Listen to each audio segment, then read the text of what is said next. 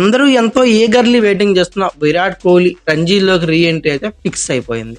సుమారు 13 ఏళ్ల తర్వాత విరాట్ కోహ్లీ రంజీ మ్యాచ్ ఆడనున్నాడు. ఈ నెల 30 నుంచి రైల్వేస్ తో జరిగే మ్యాచ్లో ఢిల్లీ తరఫున బరిలో దిగడానికి అయితే సిద్ధమైపోయాడు. ఈ నేపథ్యంలో విరాట్ కోహ్లీ రీ ఎంట్రీ నేపథ్యంలో ఢిల్లీ క్రికెట్ అసోసియేషన్ తో ప్రత్యేక ఏర్పాట్లు అయితే చేస్తుంది. స్టేడియం వద్ద భద్రతను పెంచింది. అభిమానులు ఉచితంగా మ్యాచ్ చూసే అవకాశం కల్పించింది. కోహ్లీ చివరిగా 2012లో రంజీ మ్యాచ్ ఆడటం గమనార్హంగా మాట్లాడుకోవచ్చు.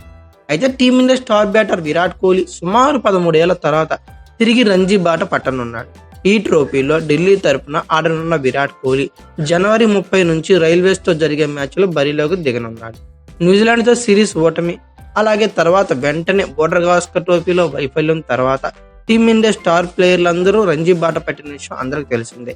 ఈ నెల 23 ప్రారంభమైన మ్యాచ్ల్లో రోహిత్ శర్మ, రవీంద్ర జడేజా, శ్రేయస్ అయ్యర్, యశస్వి జైస్వాల్, శుభ్మాన్ గిల్, రిషబ్ పంత్ లాంటి ప్లేయర్లందరూ బరిలోకి దిగారు. కారణంగా కోహ్లీ రీ ఎంట్రీ కాస్త ఆలస్యమైంది. బట్ ఎట్టాగైనా వస్తున్నాడు.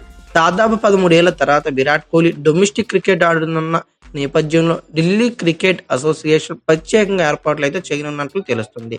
కోహ్లీ ఆడనున్న నేపథ్యంలో స్టేడియం వద్ద భారీగా భద్రతను పెంచేందుకు ఏర్పాట్లు కూడా చేస్తున్నారు.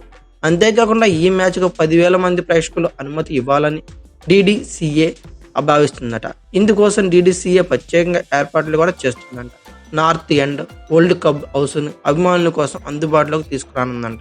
ఒకవేళ ప్రేక్షకులు ఎక్కువై అదనపు సీటింగ్ అవసరమైతే మిగిలిన స్టాండ్స్ ని గ్రౌండ్ ఫ్లోర్ లో ఏర్పాటు చేస్తామని సంబంధిత వర్గాలు అయితే తెలిపాయి.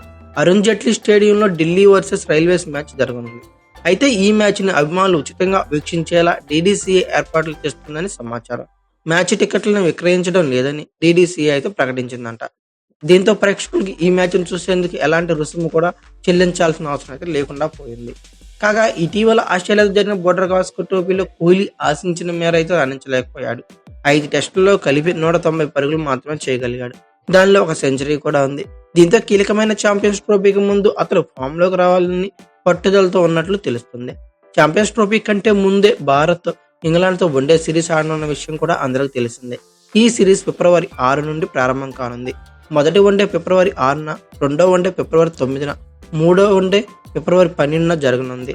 అయితే రైల్వేస్ తో మ్యాచ్ ఆడిన విరాట్ కోహ్లీ తర్వాత భారత్ జట్టుతో కలవనున్నాడు. విరాట్ కోహ్లీ చివరిసారిగా 2012లో రంజీ మ్యాచ్ అయితే ఆడాడు. యూపీతో జరిగిన ఆ మ్యాచ్ లో తొలి ఇన్నింగ్స్ లో 14 పరుగులు చేసిన విరాట్ కోహ్లీ రెండో ఇన్నింగ్స్ లో 43 రన్స్ స్కోర్ అయితే చేయగలిగాడు. అయితే విరాట్ కోహ్లీ గురించి మీరేమనుకుంటున్నారో ఖచ్చితంగా కామెంట్ బాక్స్ లో పిన్ చేయండి. అలాగే ఈ వీడియో కనుక మీకు నచ్చితే లైక్, షేర్, కామెంట్, సబ్స్క్రైబ్ చేసుకోండి. అలాగే పక్కనే ఉన్న బెల్ ఐకాన్ ఒకటి మాత్రం మర్చిపోకండి. Thank you for watching. Have a nice day.